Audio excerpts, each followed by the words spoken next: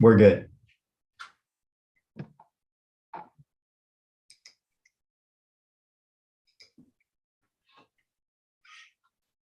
The Supreme Court is now in session. The Honorable F. Philip Carbolito, Chief Justice, presiding. Will the courtroom clerk please call the case? This is Supreme Court Case CRA21-005, People of Guam, Plaintiff Appellee versus Jefta Moses, Defendant Appellant.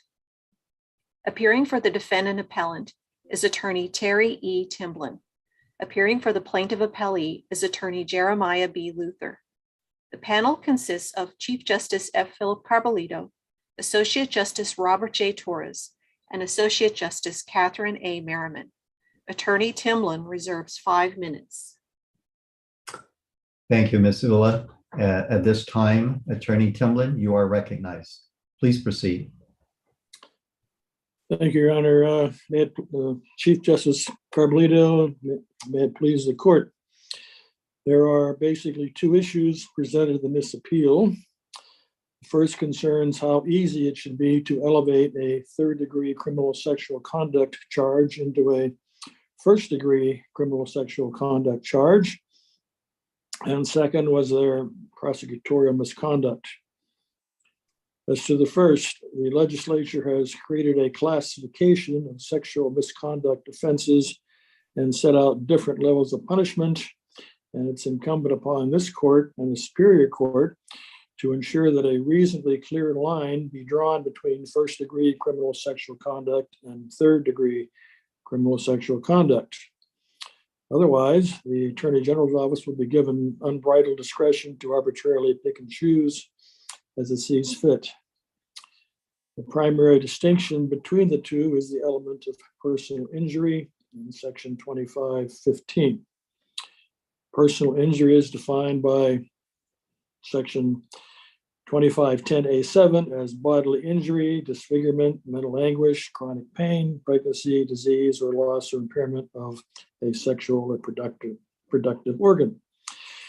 The legislature could easily have, but did not, incorporate the definition of bodily injury in 9 GCA Section 1610B, physical pain, illness, unconsciousness, or any impairment of physical condition.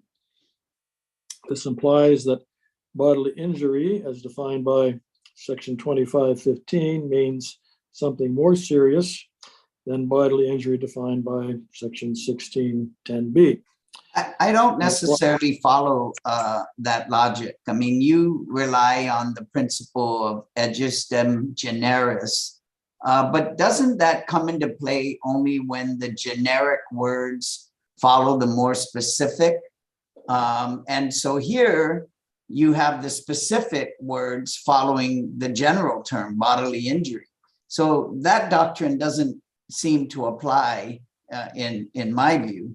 And I don't understand why bodily injury, even if we don't adopt the definition or the legislature didn't incorporate it into 25, just can't be looked at in the plain meaning that there's bodily injury. Well, when we have a statutory definition, I think that kind of implies over whatever shows up in the dictionary. I haven't found any authority, maybe I missed something, but the idea that which follows which, whether the general follows the specific or vice versa. I looked at the issue before in other cases, and I can only say I haven't found anything that said that particular proposition. Obviously, but Mr. Tevin, you rejected the government's analysis of trying to incorporate 1610, and when you said that, and the reason why I'm mentioning this is you said that we look at the statute and the meaning in the statute, but bodily injury is not defined, and you make a persuasive argument, at least not for the sexual offenses set of statutory offenses. And you make the argument that the legislature didn't incorporate GCA 1910 into incorporated 1610, that where it could have done so because it did that in the assault and the terrorizing and the endangering statute. And so you make a good argument that the legislature didn't do that and incorporate that language into the sexual offenses sections of the statute. So we're still left with struggling with what is the definition of bodily injury. And you suggest that because it keeps company with these other words in that section in terms of subsection 7, that seems to imply that the level of injury that it suggests, and I think Justice Torres is saying that seemingly a principle of statutory interpretation doesn't apply because bodily injury starts off that definition and it seems to have a separate meaning and context. And it's now what we're left with in terms of what does that mean in reference to the sexual offense provisions. And so we're not persuaded by your argument that, at least if I'm not persuaded by your argument, that bodily injury is of the level of seriousness as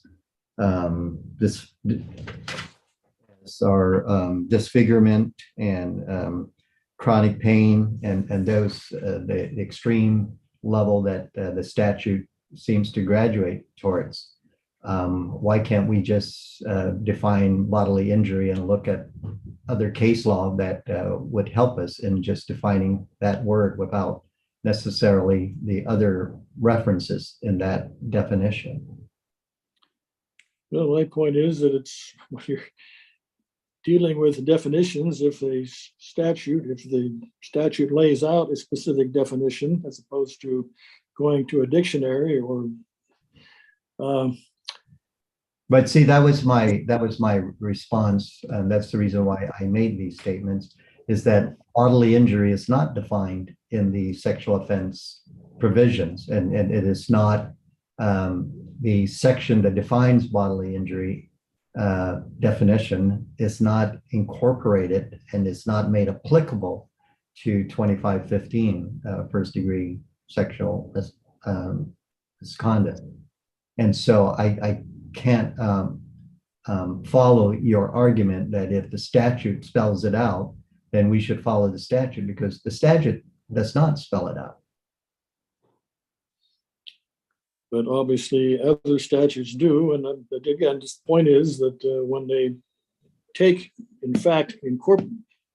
to incorporate one statute, one definition into another, it seems superior to the fact of going out and looking at 10 other jurisdictions and trying to make some sense. Obviously, I'm looking at the transcript. They had quite a bit of discussion about where we're mainly talking about, was it a mental anguish? But that was a question of where do we find the definition there?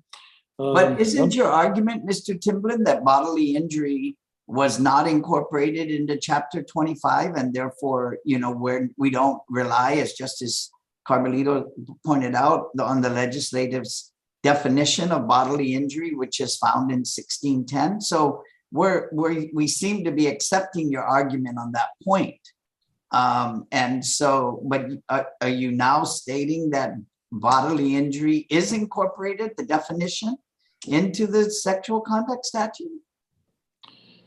My point is that the 1610 definition is relatively less serious than, in other words, the how do you put it? What? Physical pain, illness, unconsciousness, or any impairment of physical condition is less serious than chronic pain, pregnancy, disease, loss, or impairment of a sexual productivity. I don't think you have a disagreement with us on that. The question is, the definition in A7 says bodily injury. So what is that definition of bodily injury? We're not talking disfigurement. We're not talking chronic pain, pregnancy, disease, or loss of impairment, because those are specifically set forth. But one of the enumerated injuries is bodily injury without a definition.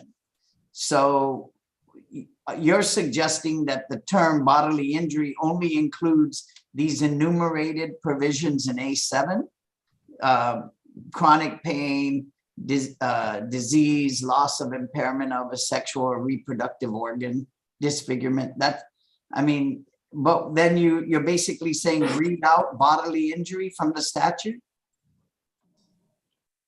I'm saying that the more serious sounding, to me anyway, what do we call it? Disease or injury should, well, I guess ultimately the question is how easy or how ambiguous can let this get between, again, third degree and first degree criminal sexual conduct. Again, I think it's a problem that I think that people have a right to have an idea. Well, let's assume that we accept your argument that bodily injury has to be of a magnitude, as you are arguing, in order to make a distinction between third degree and first degree. Why, looking at the mental anguish provision, is it your position that in order to prove mental anguish, the victim has to have psychiatric or psychological care or treatment or be under medication? Can't mental anguish be proven in a way as was proven in this case? That, you know, she and her husband's relationship wasn't the same. She was timid when watching TV and scenes came on that depicted rape, that she was concerned about, you know, being in a place, always looking over her shoulder. Why doesn't that satisfy the level of mental anguish that one would want to be to satisfy the evidence to prove that there was, you know, that the victim suffered mental anguish in this case? I think it's a question of a kind of a balancing act that this court has to engage in. Like, you can talk about, you know, all those factors. We can also look at the fact that, you know, the level of injury, physical injury, was relatively minor. Not that I would ever want to happen to me, but there's got to be a difference between bodily injury and serious bodily injury. And the fact that things like, well, she got mad at her aunt and pounded her fists against the wall and didn't seem to bother her, that there was, I mean, they got all these 10 or 15 different factors, but so it's a question of, okay, look over here, this one. If I can just interrupt you for a second here, because I think the line of questioning has shifted from bodily injury to mental anguish, which is a different personal injury that is prescribed.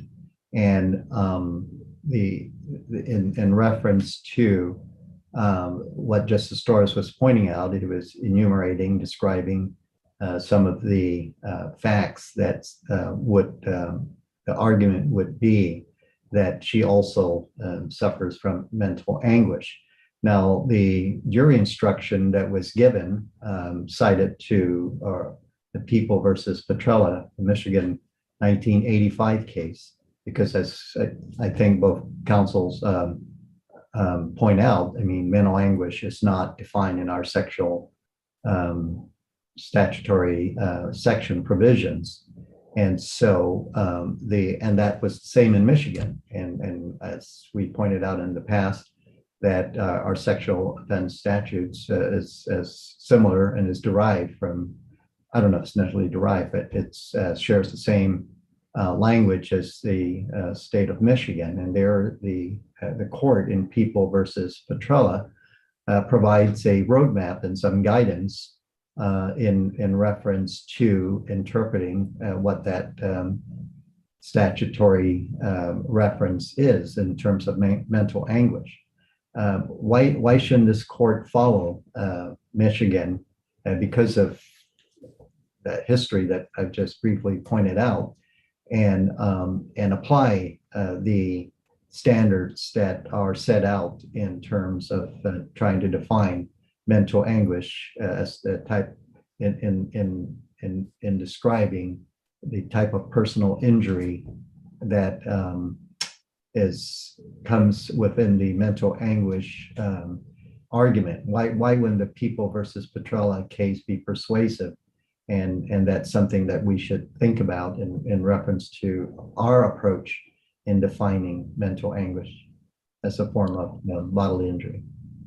Well, I'm sorry. I'm not even arguing against Petrella, but again, you have to keep in mind that there was two separate cases. One was Petrella, one is People versus Simpson. And that's why I laid out, here's what they said, okay, this is mental anguish, and then this one over here isn't. And they say, I don't see a lot of daylight between the two, but I'm just getting at that fact that the Michigan court made it a point to say, okay, this is a case by case analysis about whether it's there or not, and you can't just say, well, we hit this one, this factor, and this factor, and that's enough, because they seem to weigh all of it. And again, if you were to put up, if I was to show you these particular descriptions without saying what the result was, I think you'd have a hard time saying which one was mental anguish and which one wasn't. But if we review the evidence that was presented in the light most favorable to the prosecution and evaluate whether any rational trier of fact could have found that there was mental anguish based on the instruction that was given in Petrella. I mean, I understand your argument about these two cases seem to come out with potentially different results, and it's hard to distinguish. But isn't that really up to the trier of fact, as you pointed out, on a case-by-case basis? And they made their finding that the evidence was sufficient to support that she suffered from mental anguish. Well, again, they've reached different conclusions on relatively similar facts, and that's why I think it's a job of a reviewing court to at least give this a hard look, as opposed to simply saying, okay, well, we get three of these things over here, that's good enough. But again, the Michigan court looked at all of them and said, okay, in one case. If we look at the facts of this case, the argument is that this is more like the Petrella set of facts than the Simpson facts, which we can get into. But when we look at the facts that was pointed out in the government's brief, JW testified that she had been crying during the assault and feared Moses would kill her if she resisted his efforts. Chris and Denzel also testified that JW was crying and hysterical after the incident. Officer Kim testified that he saw JW in the fetal position at GRMC and described her as distraught. JW testified that she gets flashbacks from the assault, and Denzel testified that the assault negatively affected their relationship. So when these facts, and in terms of trying to apply the standards for mental anguish, fit more within the Petrella set of facts and Simpson, where there was some testimony, but where I think the court rejected that it did not amount to first degree, was that the emphasis that because of the father-child-daughter relationship, that seemed to tip the scales for the trial court in determining that she did suffer from mental anguish, because if the father rapes the daughter, that is almost inherently, it was suggested that that would cause mental anguish, but there were no facts to describe that result. So why wouldn't the enumeration of the facts, as in this particular case, compare more closely with the Petrella facts, where the court there in Michigan did find that it did rise to the level of first degree sexual misconduct under the mental anguish standard. Okay, again, the Simpson case, again, it was their own father doing it, and that seems to be major factor. But I'm just getting at you. I don't think you can just say, well, we checked 3 boxes here, and there are 4 boxes, but there's some other boxes that weren't checked. It's just a matter of at least taking a look at this and not say, well, we got enough boxes checked, we'll just let it go at that. But I think the Michigan court did not reject that the father-daughter trauma would never rise to the level of mental anguish that is necessary to come under the first-degree sexual misconduct charge, but only that just concluding that without specifying how that affected the daughter in terms of her emotional and physical well-being, that there was no testimony, and just the acceptance that because of the relationship that arose inherently to and it will fit the description of mental anguish as intended by the statute. That was my understanding of why the Michigan court took the position that under the Simpson set of facts, it didn't qualify for first-degree sexual misconduct charge, but it never did. And I don't think it stated that it could never be the case. It's just that the assumption that was made without specifying how this resulted, the father-daughter commission resulted in how it affected the daughter's well-being and mental well-being, I think was the difference. And so I don't see why Simpson would help you more in your case in reference to the facts that I've just kind of summarized. Well, my personal view was that this was, again, something that is not something you can just put it on this side, one side or the other of a definite line. Is something that has to be dealt with on the totality of the circumstances. I'm just arguing again that this court has a duty to at least take a hard look both ways and not just allow this, excuse me, to automatically, whatever side of the bed you get out in the morning, you decide whether to charge first or third degree. If you so find that making an analysis in this case, it comes down on the side of first degree, so be it. But I'm just basically suggesting that at least this should be done. What I understand is, Mr. Timlin, is you're saying that scratches, bruises, some indication of pain is inherent in any type of sexual misconduct, and that if it doesn't rise to the level of where you described it, that the word bodily injury and the company it keeps in subsection 7 of dismemberment and all the various extreme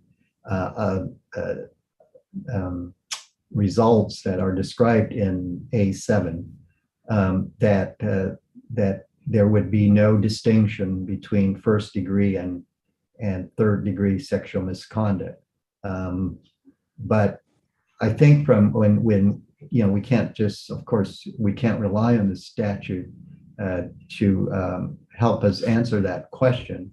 And so we need to look at other aids. And when we look at other jurisdictions that have interpreted similar language without a specific definition of what bodily injury is and what mental anguish is as it pertains to the sexual misconduct statutory sections, I just need some articulation as to why Petrella should not be persuasive in the standards that it kind of lays out for mental anguish and the various elements that can be considered.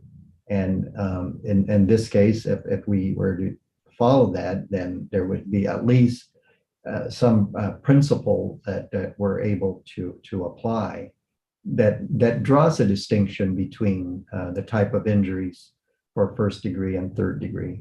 And I'm just needing to see if you can articulate a reason why we shouldn't follow that Michigan case, at least in terms of the principles and the elements that it sets out.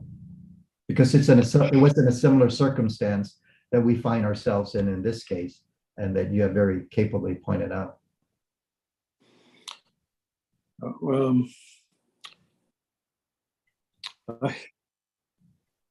I just I don't know how to try to put this.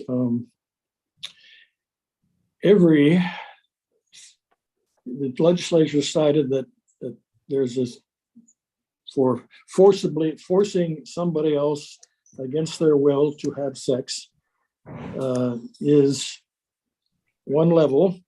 And obviously the fact that you look at all these other factors I talk about, but I think that, as he's pointed out, they're almost all present. Anytime somebody is forced to have sex is going to be traumatic. It's going to be, might cause depression. It might cause any number of things like happened here. But they said, okay, that's basically enough. It's enough punishment for this stuff.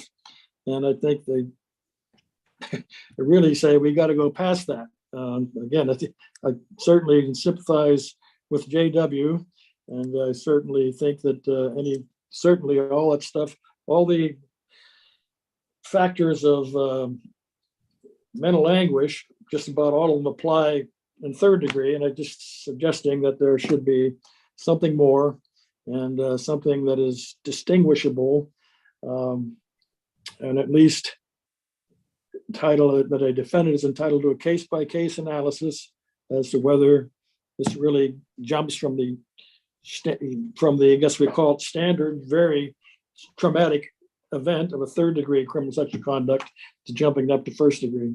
As you said, it's almost all these things are going to be present in a third degree already. Yeah, the Michigan court. Mr. Timlin, you're down to 4 minutes. I just wanted. Yeah, the Michigan court rejected that argument, Mr. Timlin, that every sexual offense has some injuries, and took it on a fact in each case is determined on its facts. But Justice Merriman points out that you have less than 3 minutes. You have about 3 minutes remaining. Do you want to reserve your remaining time? Yeah, I haven't even covered the second prosecutorial misconduct, so I'll leave that I'll reserve that. Or should I just cover it now and wait till? You can reserve, Mr. Timlin. Okay, I'll reserve. All right. Mr. Luther, you're recognized. Assistant Attorney General Luther. Thank you. Thank you, Mr. Chief Justice, and may it please the court. The people's position on the issues before the court, I'll summarize briefly. The people believe that there are sufficient facts under any interpretation that the court uses to sustain the conviction for first-degree criminal sexual conduct. The people believe that the court should adopt, insofar as the mental anguish standard goes, the language which was used here in the jury instruction, which is the people's or is the Petrella decision.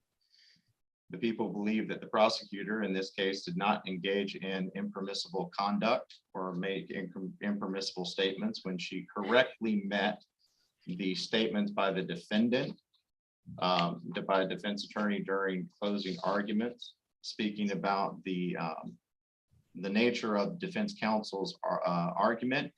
There was no burden shifting as set forth in this opinion by the people, or as set forth by this court in People v. Cruz. The prosecutor's use of the word rape was not improper. It was not specifically designed to inflate the sentiments of the jury. Prosecutor's use of the word "you" when looked in the context of the prosecutor's closing statement was appropriate in the beginning. It may have veered off course, but it was not such that it placed the jurors in the position of the victim set forth by the trial court in considering the defendant's motion to dismiss.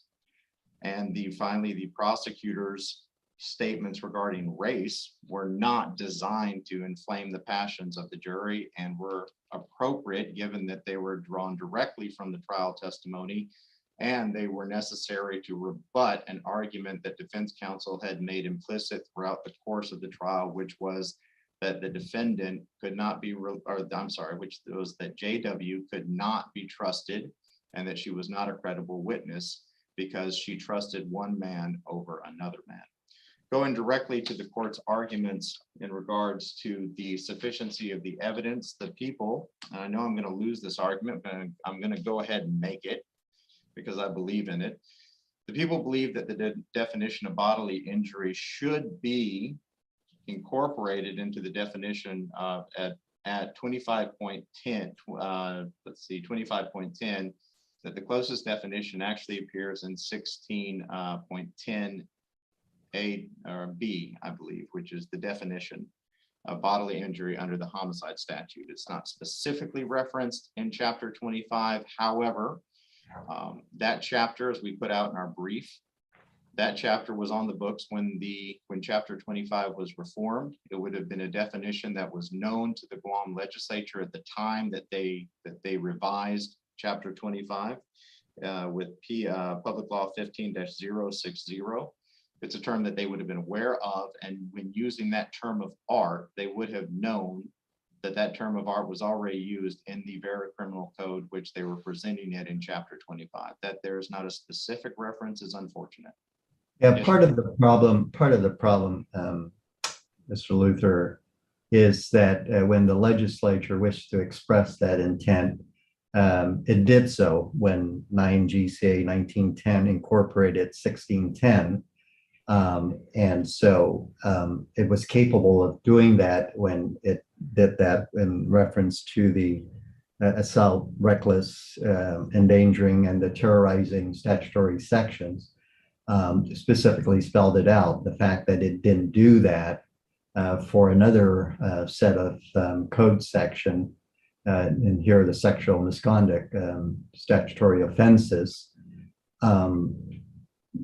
You know, the stronger argument seems to be that the legislature didn't see fit to do that for whatever reason, but we're left with our tools of statutory interpretation, which one set of rules say that the legislature is very capable of expressing its intent when it wished to do so. It did in one set of criminal offenses, and it chose not to do so in another section. So it must mean that they didn't intend for that to apply. Now, you know, we're going to struggle with that, but that's what Mr. Timlin is pointing out. And there are a whole line of cases that would seemingly support such a statutory interpretation. So I understand the argument that you're making. If we didn't have 1910, then I think your argument would be a lot more persuasive. The fact that 1910 exists, which incorporates 1610 expressly, undermines it somewhat. I believe it undermines it, but it also, but I would point out that if the legislature, if the court assumes that this definition is undefined, the term does appear within the criminal statute. Yes, it would have been better if the legislature had explicitly referenced chapter 16 when it reformed chapter 25. But I think that if the court decides that the term personal injury, or specifically bodily injury, is totally ambiguous, I think that that's a strained interpretation as well, because the legislature has clearly defined that term in a different section of the code, in the criminal code, and it's not, you know, we've gotten caught up in this court, and I've been involved in arguments where the issue is over what is a domicile for the purposes of burglary, where is that defined here and there, and sometimes it's defined in other parts of the code. Here we have a term which is bodily injury that is defined in chapter 16 of the same criminal code. It's not specifically referenced, but I think that it's a stretch to say that the legislature intended for a whole other definition to apply to this term when it knew that this term existed in another instant, just logically, while following the court's logic and Mr. Timlin's logic.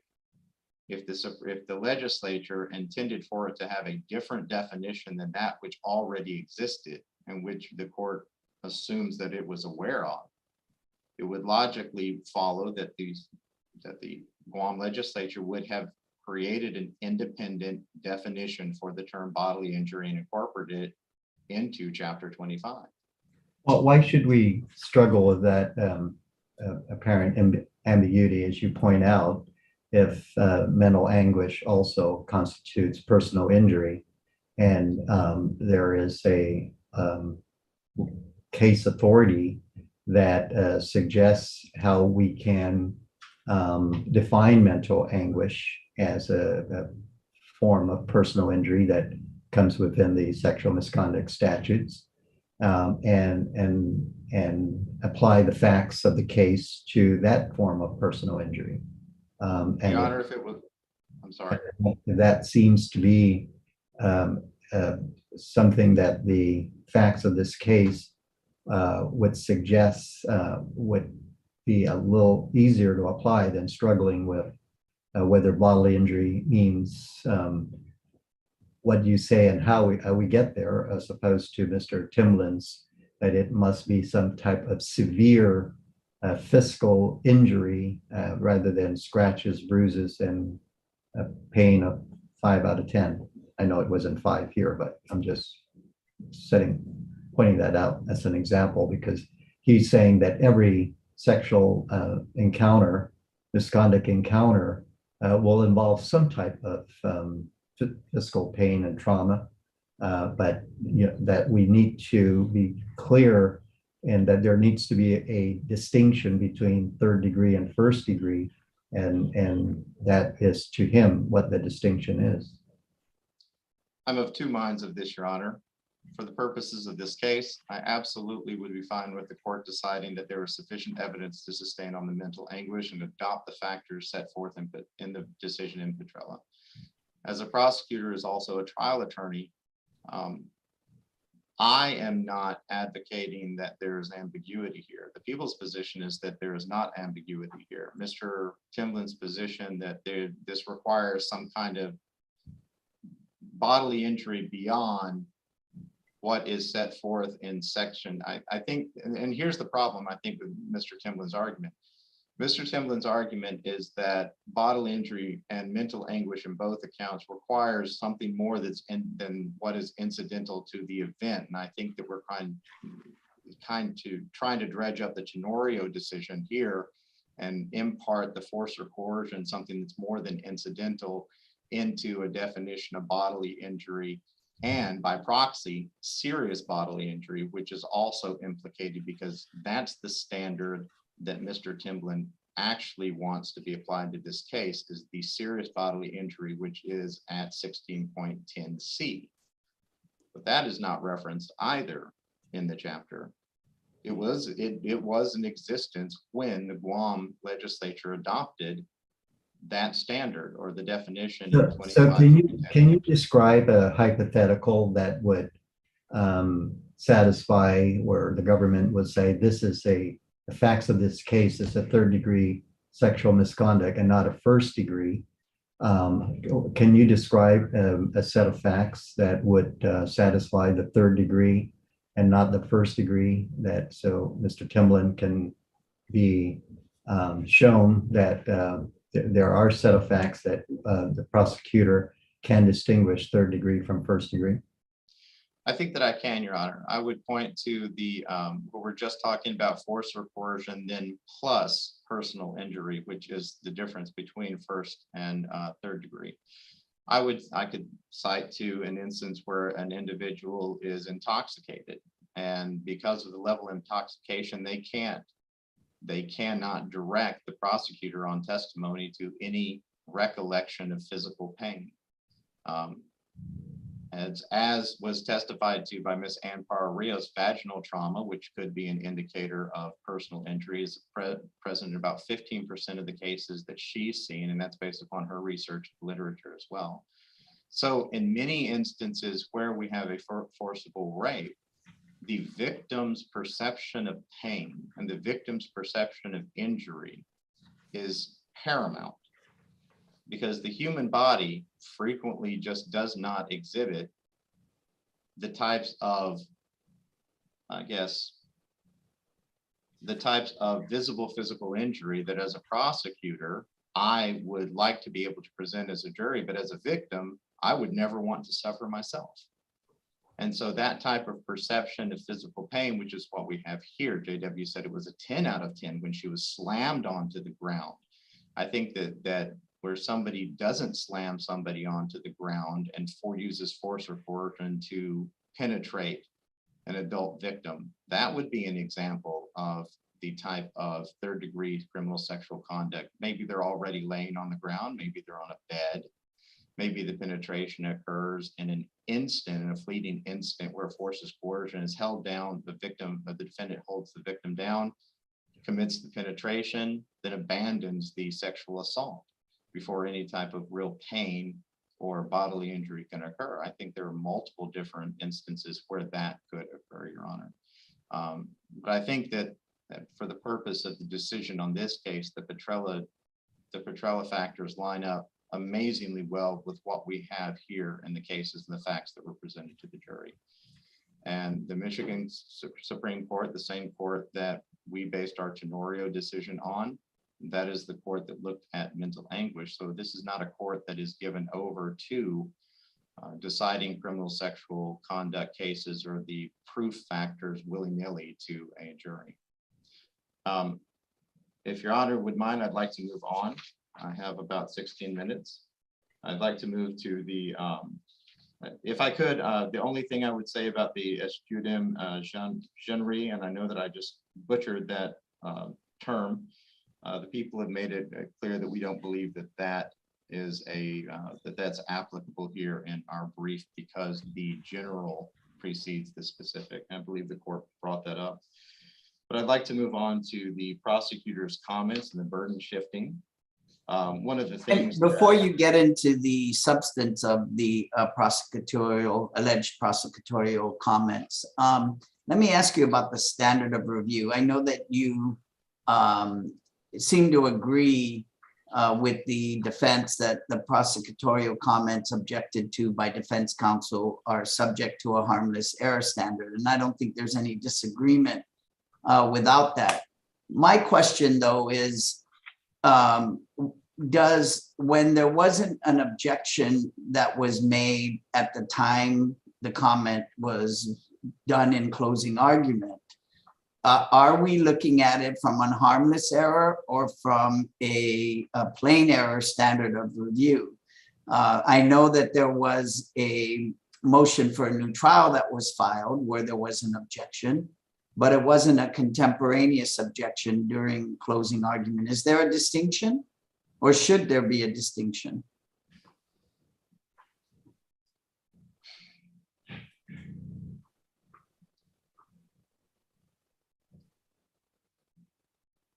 I think that the standard that would apply, I'm going to put on my defense hat here a little bit. And the issue before the court is whether or not due process is complied with in the closing. So I would say that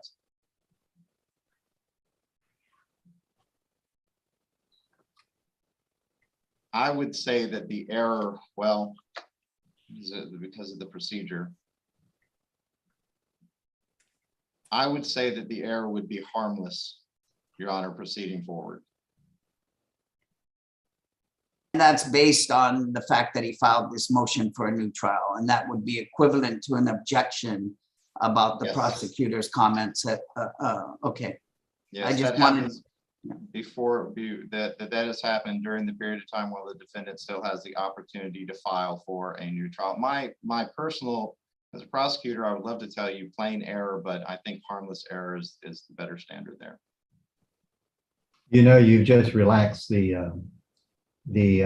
error that needs to be satisfied in order to overcome the prosecutorial misconduct.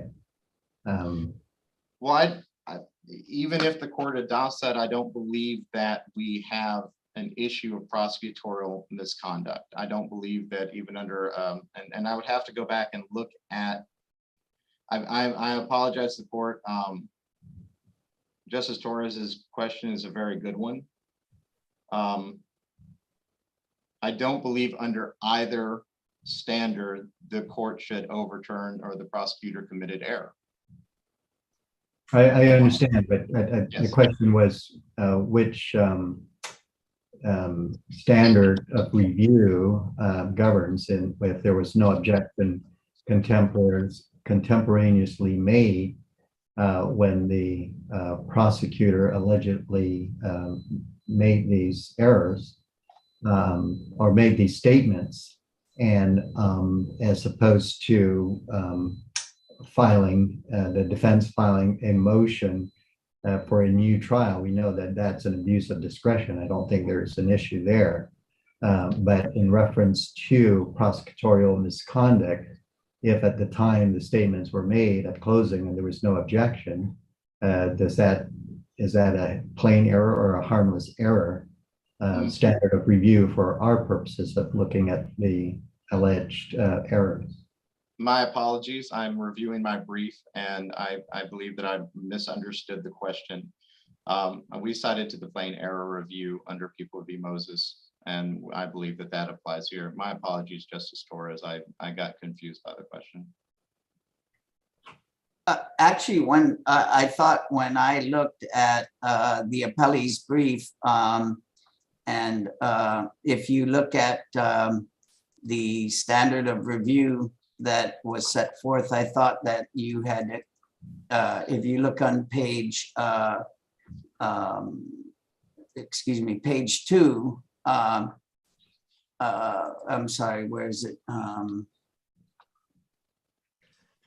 It says on page 1, most prosecutorial comments objected to by defense counsel are subject to a harmless standard of review and will not be reversed unless it's more likely than not that the comment affected the jury's verdict. And then you do so, and then of course you do cite the comment which you did not object is subject to a plain error review. So I thought that you had adopted the position that there was an objection by defense counsel to these comments, because my understanding is that the comments that were objected to only came up in the context of this motion for a new trial. And I think that that's where I made my mistake in that understanding, because yes, we are agreeing with defense counsel that the prosecutors, that the review for the comments made, which were objected to, is for, I'm making sure that I'm reading my brief here just to make sure I don't give you the wrong answer again, are subject to a harmless error standard of review when the objection happens and at the trial. And the comment to which defense counsel did not object is subject to a plain error review, which requires more than just a likelihood that the comment affected the jury. So that is the position of the people. So in this case, with regards to, for example, the comments objected to regarding race, which were argued for at the motion for a new trial, would you say that then that is subject to harmless error, or would you say that's subject to plain error? I do not believe that the race comments were objected to during the, I believe it was only the statements which the defense counsel objected to, which were burden shifting. So I believe it would be plain error. That was okay, so the only prosecutorial comments that you say are subject to the harmless error were the ones on the burden shifting. Yes. Okay, all right. I just wanted to be clear what your position was. And I wanted to ask give Mr. Timblin a chance to talk about the standard of review as well. Now, now that I've cleared that up in my mind, I want to talk about the issue of race. The judge I know that the prosecution argued that Moses didn't stipulate to identity, and he brought up the DNA and the photographic lineup, but the judge rejected that identity was an issue. The judge said from the beginning of this case, in opening arguments, it was clear that identity was not an issue. And of course, they also were using a translator in this case. And so the judge rejected the idea. And so I don't see that race was a question at all, or identity, excuse me, was a question at all in this case, warranting bringing up race as a basis for trying to establish identity. Yes, Your Honor, and Justice Torres, I'm glad you brought that up. So one of the things that a prosecutor has to deal with when involved in any type of criminal sexual conduct case is the credibility of the victim. And in this case, JW had testified that she had just been sexually assaulted by a man unknown to her, and that she then entered the vehicle of a man also unknown to her, who then drove her to a different location. Defense counsel made an issue out of JW's credibility throughout the entirety of the trial, implicating that she had had sex with this individual simply because she wanted to have an affair. She was angry at her family. This is a method of getting back at them and teaching them a lesson, and that the entire allegation was concocted as a form of avoiding that she had had a spur of the moment sexual encounter with a stranger. The people had to address, and this was brought up by JW herself when she was on the stand, which I think goes directly to JW's credibility, that JW entered the vehicle of a stranger. Why she would claim in every other instance to be scared of Officer Kim when he first encountered her, scared or blacked out when she was going through the process with Miss Ann Parra-Rios or the nurses eventually. Her basic mental state, which goes to anguish, but yet she entered into the vehicle of a strange man on a back road after she had claimed that she had just been sexually assaulted by another strange man on a back road. The issue of race goes directly to her thought processes in that moment, which was that she did not want to enter the vehicle of a man who was the same nationality as the man who had sexually assaulted her. Now, maybe that is an aspect of race which is inflammatory from the perspective of an outside observer, but it's necessary to address the defendant's mental or the victim's mental state in the moment and explain this apparently contradictory behavior.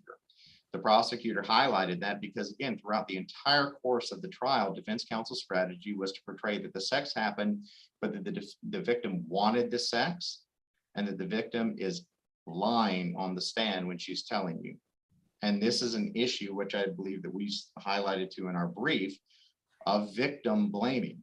Prosecutors struggle with this issue. Yes, there was sex, but the victim wanted it. She wanted it. This is a common defense tactic, and I imagine it'll be a common defense tactic going forward because it works to achieve acquittals. The prosecutor mentioned race once, and it was wholly within the context of the victim's statement and her testimony on the stand. It was not given in a manner, it was not delivered in a manner which highlighted the defendant's race or nationality. It was not used in a derogatory way. It was presented almost verbatim from what would eventually become the trial transcript. Then it does not become an issue, number one, of identity or going to the issue of credibility. I mean, it's not the prosecutor who made the race statement. He was summarizing the evidence, or at least the argument is made that the statement was made by the victim herself. And so that statement that was made in reference to describing the incident of getting into the automobile was, I don't see it as an identity issue, because as you said, this was the argument of defense was it was a consensual act. And in terms of credibility is always, I mean, is an issue whenever witnesses take the stand. But I don't see how the reference to the testimony of the victim that then translates to a race issue being injected to by the prosecutor, where the prosecutor didn't make the statement to seemingly draw out some distinction of the facts. And so I guess my problem with your explanation is it's also not a credibility issue, as far as that particular statement is concerned. I agree with Your Honor in that the statement was delivered in an innocuous manner. It was a restatement of the victims, basically what she told the jury, why she got into a car with another man. I respect Your Honor's opinion. I continue to believe that it is necessary for prosecutors to be able to address every potential contradiction of a statement by a victim on the stand as going forward. And if this court finds that mentioning race when the victim brings race into the trial testimony, the trial record, will seriously hamstring a prosecutor's ability to address any instance of what the victim or another party is testifying to. If a prosecutor's, I guess, Mr. Luther, if the argument or the facts were that the prosecutor raised that the defendant was Chukis and seemingly is using the reference to imply in terms of any negative connotation as a result of that, then I can understand the concern. But I think it becomes less so if the prosecutor was referencing the testimony of the victim and like you said, doesn't continuously repeat it, is done once to describe the events that led her to agree to get into a vehicle with a unknown person that stopped to help her. And so, but yeah, I just don't necessarily, I think the way the statement came out and who said it may be distinguishable in terms of whether or not it amounts to prosecutorial misconduct or not. And then this is an example of where, although your argument is whether it's harmless error or plain error, there was still no error in reference to the prosecutor's statements. But if the plain error standards does apply, then we get to analyze it in that way, and the substantial prejudice is always a very difficult challenge for defense counsels to overcome. And it just shows the distinction where the standard of review is important. I'm certainly not going to disagree with Your Honor. I believe that is my time. So I believe I'm 30 seconds over my time, Your Honors. All right, thank you, Mr. Luther. And at this time, Mr. Timlin, I'll give you 5 minutes in terms of your rebuttal. And so you may go ahead and begin. Thank you, Your Honor. First of all, regarding the needed requirement of a contemporaneous objection, ultimately the whole point of that is to give the trial court a fair notice that the issue is there, then to give the trial court a fair chance to address the issue, whether it in terms of immediate objection. In fact, normally it's considered bad form for one attorney to object in the middle of another attorney's closing argument, and I've always tried to avoid that myself. But as long as the issue was brought to the Superior Court's attention and that the Superior Court had a fair opportunity to consider the issue, I think that has been satisfied. So I don't And again, of course, nobody, neither the trial counsel for the Attorney General nor the court really saw it as an issue at all. So I don't think that is an issue. Second, I guess as far as the reference, one reference to what the victim said, which was about the Ace Chukis, after thinking about it, I don't think that's really improper. Again, it's just simply one time summarizing the testimony and let it go at that. Next, the issue of rape, or use of the term rape, is I was frankly, again, as I said, kind of amazed that this came up at all, because you made it pretty clear in the Roby case, this is the use of the word rape is toxic, and yet it comes out of the prosecutor's mouth 23 times during opening and closing statements. And again, it doesn't seem to be any, I haven't learned anything at all here. So again, if you're gonna, they were on fair notice, they ignored that fair notice, and I think that is pretty serious misconduct. Also, the use of the term, this is the only evidence that you've heard to the jury. We have now got the point where the prosecutor can no longer comment on the failure of a defendant to testify, nor can he or she comment about the failure to call witnesses or present evidence, nor can there be a comment about the exercise by a defendant of his right to remain silent during a police interrogation. Of course, the prosecutor here did not use any of that, but we have a slightly different situation when she says the only evidence that you've heard, jury, is what we've given you. And this, again, is a more subtle way of putting it, but basically it highlights the fact that no evidence came to the defendant, implies the existence of a duty to come forward with evidence, despite the fact that no such duty exists. Again, the usual thing is, you just say to the jury, look, we presented evidence, we've proven beyond a reasonable doubt that the guy's guilty, and that's where you stop. Again, let's say the identification certainly was not an issue.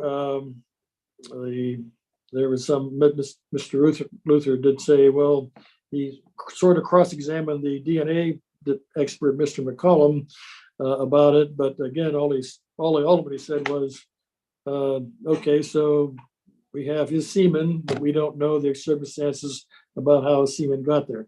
So again, that didn't really argue anything. Same thing about Mr.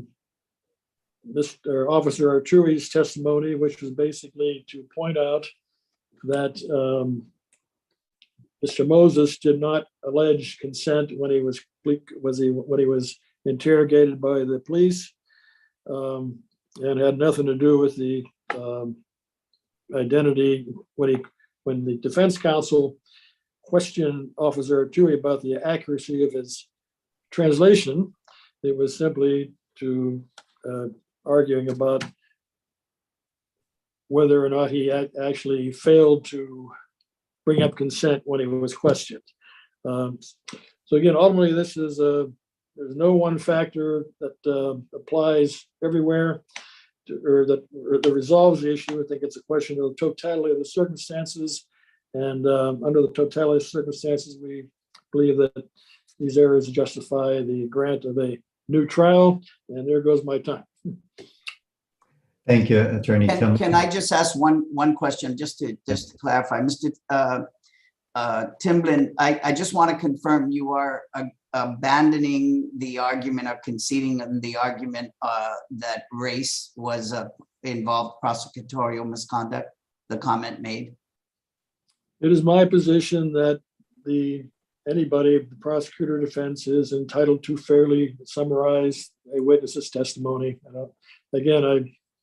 If I had thought about it sooner, I would have said something, but basically, yes, I'm abandoning that argument. Okay. All right. I just wanted to be clear on that. Thank you. Thank you. Thank you, Justice Honor. Barnes. And to be clear on if the court were find your first argument, you're just asking that it be reduced to a 3rd degree CSC. If we find on the second argument of prosecutorial misconduct, you're asking for a new trial. That is absolutely correct. Okay, thank you. Thank you, Justice Merriman. All right, counsels, both your times are up, and thank you for the preparation and the arguments that were made before the court today. The court will take the matter under advisement, and the court stands adjourned. Good afternoon. Good morning, counsel.